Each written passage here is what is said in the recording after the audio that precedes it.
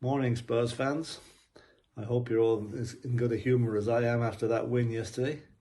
It was well deserved, despite what the Brighton manager said on Match of the Day about there only being one team left on the pitch, which I thought was an insult to the Spurs performance. And hopefully he'll learn a bit more decorum once he learns the ways of the Premiership. From the very start, from the minute's applause for the late lamented Marine, to the very end when Antonio Conte went around and hugged every one of the Spurs players. You could see the emotion in his face. That was a good day. We played very well yesterday compared to the Arsenal match, which was a disaster. Okay, it's not yet perfect. There's still a few things that need to be ironed out there, but I think the 3-5-2 was, we all wanted it, and Conte must have heard us, and he went to it yesterday. We looked so much more solid in the midfield against a team that were going for a club record, undefeated home record. We were the last team to beat them in March, and we've done it again in October. So it's tantamount to a very high pressure day for Spurs. We had the bad news coming in the week. We played a European match on Tuesday, so the players had every excuse to be tired. They didn't show a bit of fatigue yesterday. They played very, very well. Okay, in the second half, Brighton came at us a little bit, and a couple of nervy moments, but not too many. Hugo Lloris was not that busy, and he had a couple of saves to make from shots from outside the area. That's what we do. We don't let teams get in close to us anymore, which is tantamount to the good defence we've got. And we've now got two very winnable games coming up against Eintracht Frankfurt on Wednesday and Everton at home next Saturday, which I expect us to win on the back of that performance yesterday, because the confidence is going to be there now.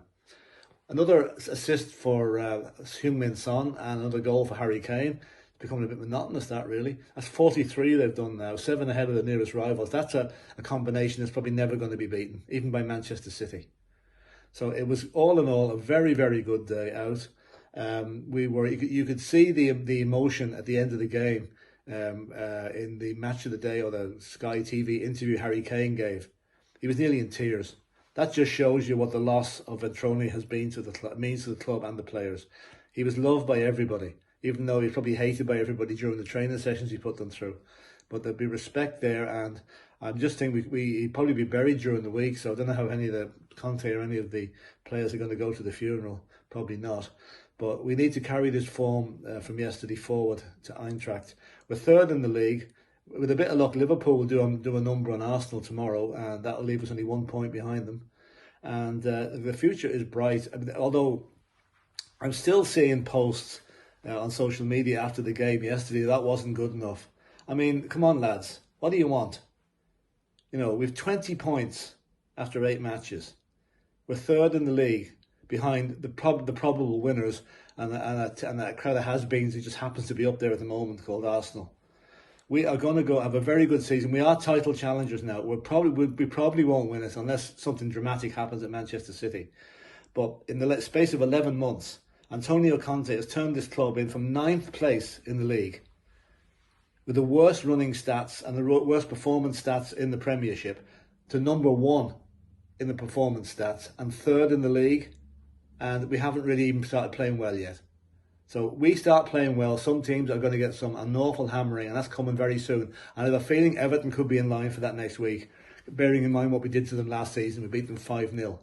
So the future is bright. So get behind the team. If you've any queries or any reservations about the way we're playing, sit on your hands, keep your mouth shut for a few more weeks. Let's see how we get on. If we start losing, you'll have plenty of time to moan. But I don't think we will.